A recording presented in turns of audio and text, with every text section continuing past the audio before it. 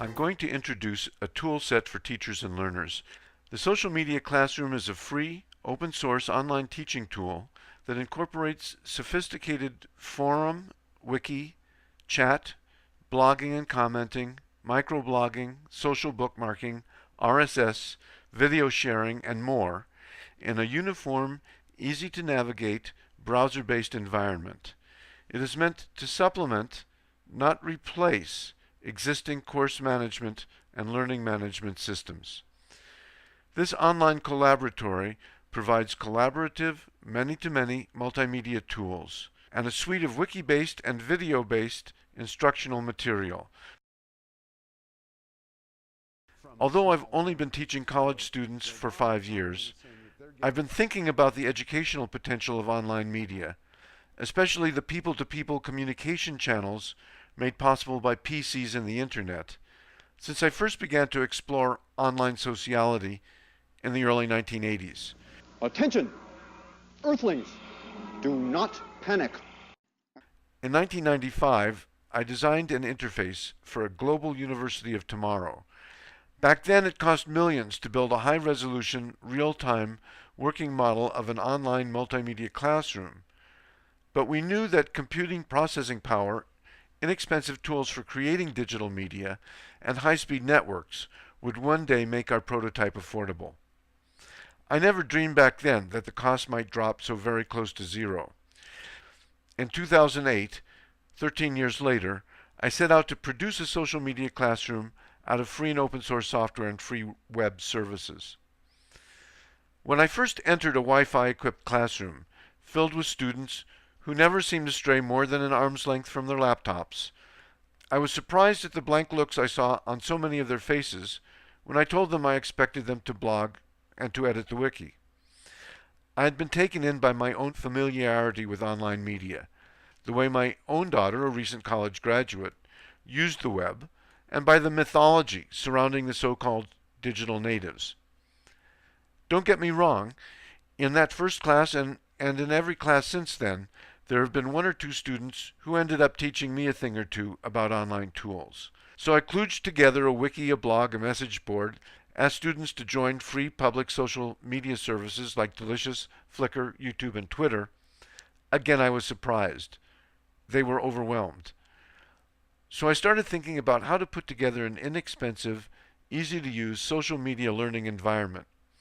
Because I was teaching courses on participatory media, digital journalism, virtual community, and social media, I had already begun developing syllabi and lesson plans and trying them in action, using video and screencasts to supplement written instruction material.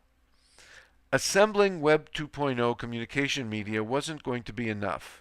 I needed to provide scaffolding for educators who want to go beyond the first goal of training their classrooms to use 21st century media effectively, to the truly powerful opportunity to engage their students in the questions about identity and cognition, interpersonal relationship, community, collective action, and public sphere that social media raise in their day-to-day lives and in their future.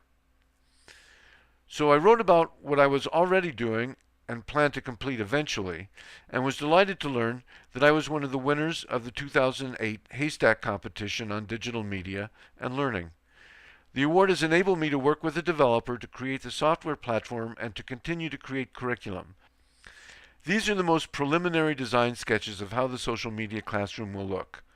Each participant will have a personal start page that aggregates their own posts and subscriptions to the different forms of online discourse. Blog posts and the comments that readers make in response are a democratization of the kind of public voice that used to be reserved for newspaper columnists and television commentators. Although each page is potentially the entrance to a vast container of discussion or compiled knowledge, the browser maintains a uniform interface that makes it easy to switch among communication modes fluidly. As well as the traditional text and links, blog posts today contain HTML, inline graphics, and video embeds. Tabs at the top of the browser enable participants to switch from blogs to forums to wikis to chat, social bookmarks, microblogs, and videos. Each tab will be a different color, and theme elements on each page will be color-coded so the users will always know which medium is in the foreground. Forums or message boards afford greater flexibility and organization for large many-to-many discussions that cover multiple topics over days, weeks, or even years. Chat can be a tab away on the social media dashboard. When working with a cohort of learners, chat can be a back channel during class discussions that can be productive if used properly. Another tab opens a wiki, which is an infinite gateway to as many interlinked pages the students and instructor want to create, complete with attachments, tags, and different views and means of navigating. The real power of a wiki is its affordances for collaborative work. It is the medium within which the students themselves can construct an artifact reflecting and making visible what they have read, discussed, and thought about throughout the course. Social bookmarking can automatically read feeds from services like Delicious and also provide internal bookmark sharing networks. Microblogs, like Twitter, offer yet another social medium. Each communication tool has different affordances and are appropriate for different kinds of groups and contexts. Part of the curriculum and training materials that accompany the social media classroom can help participants learn the rhetoric of social media and develop the skill of choosing the appropriate medium for their mission. Today, alphabetic literacy and visual literacy are not enough. Communicators today are also RSS radar operators, wiki collaborators, blog advocators, video thread conversationalists. The coevolution of technology, media, and collective action hasn't stopped. It's gone into hyperdrive. If you want to keep up, don't try to keep up with the technologies. Keep up with the literacies that the technologies make possible. The same, I believe, is true of pedagogy. 1,000 years ago, students flocked to Paris and Oxford, where valuable books, chained to a podium, were read by scholars. That type of pedagogy neither fits nor inspires the communication and intentional practices of 21st century students.